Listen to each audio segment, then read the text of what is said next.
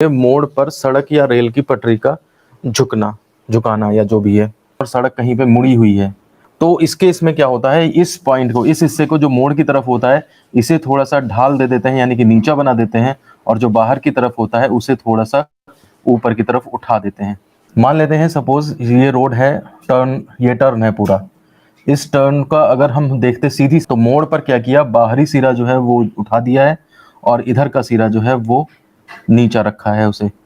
इस तरह से ये टेढ़ी रोड बना दी है। एंगल ऑफ बैंकिंग यानी कि कितनी डिग्री से झुकाया आपने, तो वो सपोज करिए थीटा है। चार पहिया वाहन जो है उसका एक तरफ का टायर मान लिया सपोज करिए ये है, और दूसरी तरफ का टायर ये है, तो एक टायर इसका नीचे पे पड़ेगा, एक टायर ऊपर पे पड़ेगा, तो पूरी गाड़ी की गाड़ी झुक जाएगी।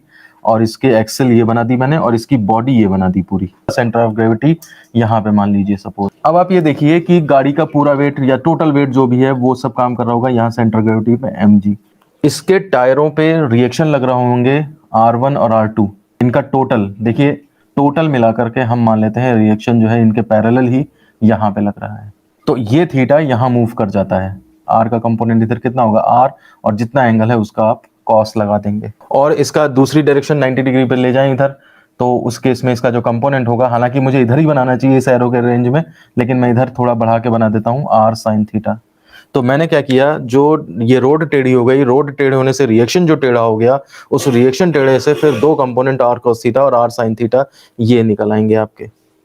तो जब हमने इसको रिजॉल्व कर दिया तो हम देखेंगे क्या चीज, आर कॉस थीटा जो है वेट को बैलेंस करता है, यानी कि R cos theta is equal to mg। एक इक्वेशन तो मेरी ये बन गई, और दूसरा आर साइन थीटा जो कंपोनेंट है, ये आर साइन थीटा देखिए सेंटर की तरफ लग रहा है, जिधर मोड़ है उसके सेंटर की तरफ लग रहा है, ठीक है ना।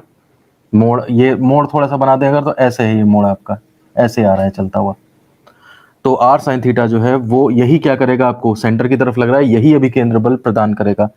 तो इसका मतलब ये हो जाएगा R sine theta is equal to जितना सेंट्रीपिटल फोर्स चाहिए mv स्क्वायर अपॉन आर ये प्रोवाइड करेगा, डिवाइडिंग सेकेंड बाई फर्स्ट, तो ये होता है R sine theta upon R cos theta is equal to mv square upon R upon mg। m से m cancel हो जाएगा, r से r कैंसिल हो जाएगा, और यहाँ पर आ जाता है tan theta is equal to v square upon rg। और यही वो एंगल है जितने से झुकाएंगे ताकि गाड़ी जो है v वेग से जो चल रही है वो r त्रिज्या का मोड़ आराम से काट पाए।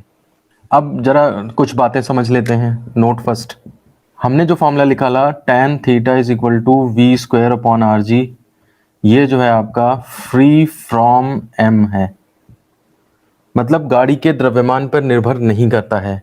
इसका मतलब चाहे आपकी कार हो, चाहे आपका बस हो, चाहे आपका ट्रक हो, इनके वेट ज़्यादा होते हैं। बस में देखो एक साथ 50-60 लोग भर जाते हैं, ट्रक तो कितना लोडेड होता है, सबके लिए एंगल, सबके लिए थीटा सेम रहेगा, ठीक है। नोट नंबर सेकंड पे आ जाइए। एक बार रोड बन गई, तो रोड बन गई तो थीटा आपका कांस्टेंट हो गया। ऐसा नहीं कर सकते रोड को झुकाते रहें, इधर उधर करते रहें हम। मोड़, एक बार सड़क बन गई, मोड़ उसका बन गया, तो आर भी फिक्स हो गया, ये भी फिक्स हो गया। जी को तो जानते ही हैं सब, एक जगह पे जो भी है कांस्टेंट ही रहता है, 9.8 जो भी होता है। तो इस हिसाब से इस अगर हम देखें, चूंकि ये सब कांस्टेंट है, implies that v is equal to constant, यानी कि गाड़ी जितनी स्पीड से चल सकती है, घर्षण नहीं होगा, घर्षण नहीं इंक्लूड करते हुए, तो वो स्पीड आपकी कांस्टेंट आती है, ठीक है ना। इस स्पीड को कहते हैं डिजायर्ड या डिजाइंड स्पीड। डिजाइंड स्पीड मतलब इस तरह से रोड को डिजाइन किया गया है कि आप इतनी स्पीड से जो है वो चल पाए। कभी कभी देखिएगा मोड़ जब आता है उससे पहले लिख देते हैं इस तरह से, बोर्ड एक लगा देते हैं अधिकतम गति सीमा, अधिकतम गति सीमा, और लिख देते हैं 40 किलोमीटर पर आवर।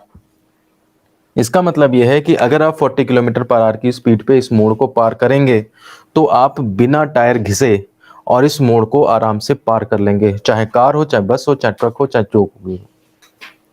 लेकिन अगर आपने इससे 40 से स्पीड ज्यादा रखी, तो 40 से ज्यादा स्पीड रखने पर आपके टायर वगैरह भी घिसने लगेंगे। आप मोड़ तो काट लोगे लेकिन टायर भी घिसेंगे, और इसकी मैक्सिमम स्पीड सपोज 50-55 तक जाती है, सपोज 50 किलोमीटर पर आवर। तो आप 50-40 से चलोगे तो टायर नहीं घिसेंगे, मोड़ काट लोगे। 50 से चलोगे अगर मान लिया सपोज, तो आपके टायर घिस जाएंगे थोड़े से, लेकिन आप मोड़ तब भी काट लोगे। लेकिन अगर आपने कहीं उससे भी ज्यादा स्पीड रखी, मान लिया 52-55 या इतनी किलोमीटर पर आवर की स्पीड रखी, तो फिर आपको रिक्वायर्ड सेंट्रीपिटल फोर्स नहीं मिल पाएगा। और जब वो रिक्वायर्ड सेंट्रीपिटल फोर्स नहीं मिल पाएगा, तो उस केस में उसकी रिक्वायरमेंट है, वेलोसिटी उसने 55 कर ली, उसकी रिक्वायरमेंट ज्यादा हो गई। अब मास तो उसका फिक्स्ड है, वेलोसिटी कम नहीं कर रहा वो, तो क्या होगा, इस वाली वैल्यू, ये जो वेलोसिटी बढ़ने की वजह से जो बढ़ी है वैल्यू, इसको कम करने के लिए, नॉर्मल लाने के लिए, ताकि वो इसी रेंज में आ जाए, आपका जो आर है ये बढ़ना स्टार्ट कर देगा। ठीक है ना, ताकि ये mv²/r उतना ही रहे। वेलोसिटी जो बढ़ने का इफेक्ट है वो न्यूट्रलाइज करने के लिए आर भी बढ़ना स्टार्ट कर देगा। आर बढ़ने का मतलब है, जैसे यहाँ पे सेंटर है आपका और गाड़ी रोड की त्रिज्या इतनी है, तो आर बढ़ने का मतलब है कि ये डिस्टेंस, यहाँ से सेंटर की डिस्टेंस गाड़ी की बढ़ने लगेगी, यानी कि गाड़ी का ज्यादा त्रिज्या के पाथ पे जाएगी। इसका मतलब सड़क में बाहर की ओर जाने लगेगी। तो आर बढ़ने का मतलब है गाड़ी जो है आपकी वो स्किड करने लगेगी। स्किड करना मतलब बाहर की तरफ फिसलने लगेगी।